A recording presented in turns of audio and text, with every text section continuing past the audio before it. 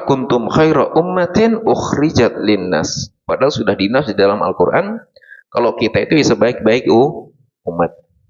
Syaratnya apa? Ta'muruna bil ma'rufi wa tanhauna 'anil munkar. Itu adalah syaratnya dalam Al-Qur'an.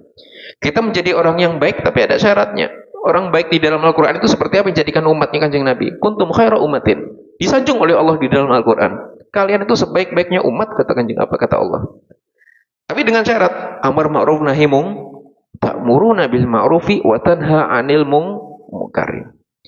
Jadi amar ma'ruf nahi munkar harus kita tegakkan dari lingkup yang paling kecil, yaitu lingkup keluarga, itu minimal. Apa kemaksiatan-kemaksiatan yang ada di dalam keluarga? Ayo kita mulai perbaiki semuanya. Kita nggak usah dakwah yang jauh-jauh dulu, dah mulai dari keluarga. Dicek semuanya. Adakah semuanya sudah melakukan sholat dengan baik? Dilihat, saling absen. Subuh, zuhur, asar, maghrib, isya. Jangan sampai sholat itu dirapel 1 minggu sekali. Ada orang yang sehari dirapel sekali itu. Saya sholatnya cuma malam saja. Kalau siang sibuk saya rapel semuanya. Itu saling ingatkan semuanya. Adakah semua puasa? Jangan sampai berangkat dari rumah puasa, nggak taunya di tengah sawah manjat kelapa itunya kan gitu. Itu saling evaluasi semua. Jadi apa? Kita cek dari lingkup terdekat. Suami saya berangkat kerja puasa, tapi pulang nggak ada lapar-laparnya, padahal nyangkul seharian itu. Jangan-jangan berangkat puasa beli nasi padang di jalan kan gitu kan? Pak, puasa bener nih? Oh bener, alhamdulillah puasa bener kan? Jadi sering mengingatkan. Kalau sudah terbangun sedemikian rupa, maka itulah yang dinamakan amr ma'ruf nahi munkar. Semua kejahatan-kejahatan dan kemaksiatan-kemaksiatan terkecil, ayo mulai diperbaiki di dalam rumah. Sholat sudah baik. Puasanya gimana? Anaknya bagaimana? Semuanya dicek.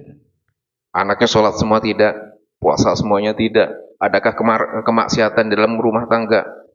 Adakah keharaman yang terjadi? Adakah yang meninggalkan sholat? Adakah yang judi? Adakah yang zina? Adakah yang melakukan keharaman? Ayo dicek semuanya. Ada tidak yang melakukan itu semuanya? Jangan sampai kemaksiatan-kemaksiatan yang tidak diperbaiki di dalam rumahnya menjadikan satu semua amal baik itu rusak semuanya. Kemaksiatan yang kecil di dalam rumah tapi dibiarkan. Banyak sekarang kerusakan-kerusakan. Makanya Kanjeng Nabi Muhammad SAW, innama bu'istu liutammima makarimal akhlak. Jadi Nabi Muhammad bukan hanya diutus oleh Allah sebagai utusan saja, tidak, sebagai seorang rasul tidak, tapi juga menyempurnakan makarimal akhlak. Bukan sekedar akhlak yang biasa, tapi adalah akhlak-akhlak yang baik. Akhlak itu sudah baik, tapi lebih baik seperti apa kan gitu kan? Ada yang baik, ada yang lebih baik. Makarimal akhlak, dari akhlak-akhlak yang baik. Jadi datanya Kanjeng Nabi bukan sekedar utusan yang membawa perintah, tidak, tapi juga menyempurnakan makarimul akhlak. Jadi apa? Akhlak, adab-adab di rumah, ayo diperbaiki semuanya. Adab-adab yang menjadikan Allah marah, ayo kita hindari. Banyak kerusakan-kerusakan yang terjadi di rumah tangga kita karena apa? Kemaksiatan yang dibiarkan. Sholat, nggak sholat, cuek saja di dalam keseharian. Ada yang nggak sholat diabaikan, ada yang nggak puasa dibiarkan. Ada yang membuka aurat dibiarkan saja. Apakah itu bukan kemaksiatan? Oh, kemaksiatan. Aurat ya aurat. Anggota tubuh harus ditutup. Ya harus ditutup. Gak ada bercanda-bercanda dalam syariat itu gak ada. Jadi gak ada negosiasi di dalam tawar-menawar urusan hukum syariat. Saya mabuk, tapi cuma dikit kok Pak Ustadz.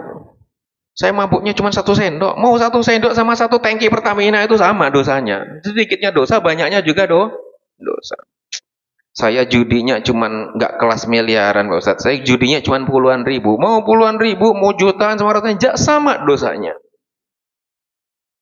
Saya mah ngomongin orang nggak banyak, cuma 2 jam sehari. Ya tapi tetap aja ghibah yang diancam sama Gusti Allah kan seperti itu. Artinya apa? Jangan ditimbang banyak sedikit menjadikan kalau sedikit itu mah nggak apa-apa. Oh tidak. Sedikit kalau Allah murka, ya murka. Allah marah. Jadi jangan sepelekan kemaksiatan yang terjadi di rumah yang kelihatannya sepele. Harus diperhatikan. Apapun, urusan apapun lah berhubungan dengan hukum Allah. Jadi apa? Menyempurnakan akhlak-akhlak kita mulai dari rumah. Ayo ditata semuanya keluarganya. Ayo ditata semuanya ibadahnya, sholatnya saling mengingatkan, puasanya saling mengingatkan. Ayo semuanya menjaga akhlak yang baik. Tutup auratnya. Perempuan wajib menutup aurat, ayo ditutup auratnya. Jangan dikira, yang lihat saya cuman keluarga. Masalah keluarga atau bukan keluarga, kalau urusan aurat wajib tutup, itu wajib. Dosa, ya argonya berjalan. Berjalan untuk siapa? Untuk yang melanggar dan untuk yang menaungi keluarganya. Kita punya karyawan 10 nih, buka aurat semuanya. Yang buka auratnya dosa, sak bos-bosnya dosa semuanya. Yang maksiat siapa? Yang nanggung siapa? Makanya kullukum ra'in wa kullukum mas'ulun an ra'iyatihi. Setiap orang kan diminta pertanggungjawaban di hadapan Gusti Allah. Suami istrinya kok buka aurat, suami digebukin duluan sebelum istrinya. Istrinya digebukin, suaminya digebukin juga. Ustadz-ustadznya, kalau ustadznya nggak ingatkan, karena saya sudah mengingatkan, saya nggak akan digebukin nanti, kan gitu. Karena sudah ingatkan saya, kan gitu. Kok tetangganya ada yang zina? Sudah saya ingatkan jangan zina. Kok masih ada yang teler? Sudah saya ingatkan jangan teler, tapi masih teler lah, itu saya sudah lepaskan gitu kan. Artinya apa? Ketika sudah disampaikan, maka akan kembali kewajiban-kewajibannya. Suami, sama. Makanya menjadi suami itu berat di hadapan Gusti Allah. Anaknya nggak sholat, emaknya disiksa juga. Bapak-bapaknya kenapa nggak ngingetkan kalau anaknya nggak sholat? Anaknya nggak puasa, bapaknya kena, emaknya kena, anak-anaknya. Anaknya pacaran, bapaknya kena, emaknya kena, anak-anaknya juga. Jadi panjang urusan hukum Allah. Makanya apa?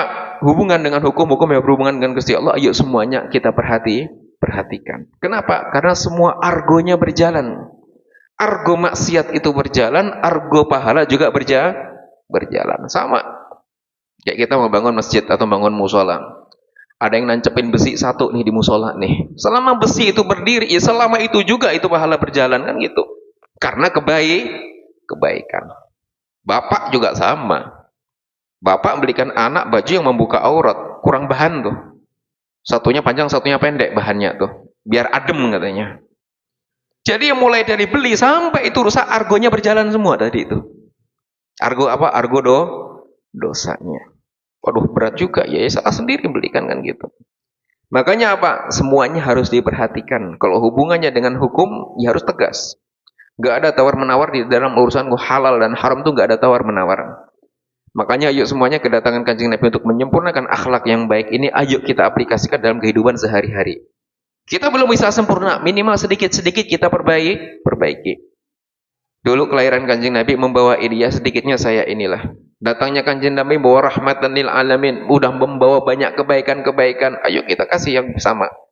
Kita salawat yang banyak, kita bergembira kepada Kanjeng Nabi, kita berbahagia. Dengan apa? Kita ikuti apa yang Kanjeng Nabi perintahkan.